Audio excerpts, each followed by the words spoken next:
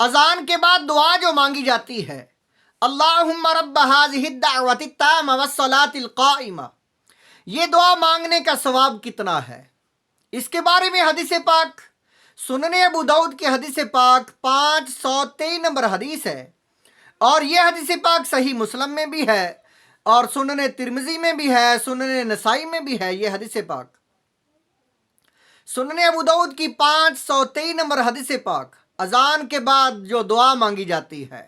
اللہم رب ہذہ الدعوۃ التامہ، اس کے بارے میں حضور علیہ الصلوۃ والسلام نے ہمیں کیا تعلیم دی؟ عبداللہ بن عمرو بن عاص رضی اللہ تعالیٰ عنہ، حضور علیہ الصلوۃ والسلام کے صحابی، آپ فرماتے ہیں انہ سمع النبی صلی اللہ علیہ وسلم، کہ بے شک حضور علیہ الصلوۃ والسلام سے آپ نے سنا، یقول، حضور علیہ الصلوۃ والسلام آپ فرما رہے تھے، سمیت المؤذن،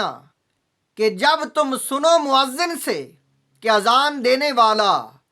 اذان پڑھ رہا ہے، فقولوا مثل ما یقول، جیسے وہ پڑھ رہا ہے، اذان کہہ رہا ہے، ویسے ہی تم کہتے جاؤ۔ ثم صلوا علیہ، اذان جب مکمل ہو جائے تو اس کے بعد فرمایا مجھ پر درود سلام پڑھو، صلو علیہ، درود پڑھو مجھ پر۔ کوئی بھی درود پڑھ سکتے ہیں، چاہے الصلاۃ والسلام علیک یا رسول اللہ پڑھا جائے، چاہے اکیلا صلی اللہ علیہ وسلم، چاہے درود ابراہیمی، کوئی بھی انسان درود پڑھ لے۔ حضور علیہ الصلوۃ والسلام آپ نے فرمایا جواب دو اذان کا، غور سے سنو، ویسے ویسے ہی جواب دیتے جاؤ۔ پچھلی ویڈیو میں ہم نے بتایا ہے،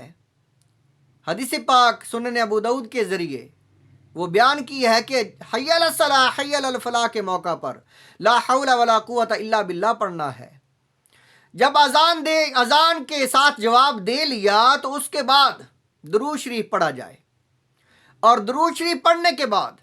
فرمایا فَإِنَّهُ مَنْ صَلَّى عَلَيَّ صَلَاةً، جس نے درود پڑھ لیا، صلی اللہ علیہ بِهَا عَشْرًا، اللہ تعالیٰ اس پر 10 رحمتیں نازل فرمائے گا۔ اور اس کے بعد ثم سأل اللہ عز وجل للوسیلۃ، فرمایا میرے لیے اللہ تعالیٰ سے وسیلہ مانگو، دعا کرو میرے لیے وسیلے کی۔ وہ وسیلہ ایک مقام ہے جس کی یہ دعا مانگی جاتی ہے، اللہم رب ہذہ الدعوۃ التامہ والصلاۃ القائمہ۔ حضور علیہ الصلوۃ والسلام آپ نے فرمایا یہ دعا پڑھو، یہ وسیلے کی دعا مانگو میرے لیے۔ فَإِنَّهَا مَنزِلَةٌ فِي الْجَنَّةِ، وہ ایک مقام ہے جنت میں، ایک منزل ہے، وہ ایک مقام ہے، مقام محمود، مقام وسیلہ، وہ جو مقام ہے، لا تنبغی الا لعبد من عباد اللہ تعالی، اس مقام کو، جو مقام ہے اللہ تعالیٰ نے وہ بنایا ہوا، فرما اس کو ایک بندے کے علاوہ اور کوئی حاصل نہیں کر سکتا، وہ ایک خاص بندے کو ملے گا۔ وَأَرْجُو ان اکون انا ہوا، اور میں امید کرتا ہوں کہ وہ میں ہی اللہ کا حبیب ہوں، مجھے ہی عطا کیا جائے گا۔ اور باقی احادیث کے شواہد اس پر موجود ہیں کہ وہ مقام محمود قرآن پاک میں بھی ہے، ان یبعث ربک مقاما محمودا، کہ وہ اللہ تعالیٰ نے اپنے حبیب علیہ الصلوۃ والسلام کے لیے ہی رکھا ہوا ہے، آپ کو ملے گا وہ مقام محمود۔ تو حضور علیہ الصلوۃ والسلام آپ نے فرمایا اے میری امت، اذان سننے کے بعد اذان سنو، غور سے جواب دو، اور اس کے بعد درود شریف پڑھو، اور اس کے بعد یہ میرے لیے دعا مانگو۔ تو جو انسان ایسا کرے گا، فَمَنْ سَأَلَ اللَّهَ لِلْوَسِيلَةَ، جو میرے لیے وسیلے کی دعا کرے گا، سوال کرے گا اللہ تعالیٰ سے، حلت علیہ الشفاعہ، تو اس کا اپنا ہی بھلا ہے، اپنا ہی فائدہ ہے، اس کے لیے میری شفاعت واجب ہو گئی، میں اسے ضرور بخشواؤں گا۔ جو یہ دعا پڑھتا ہے، اللہم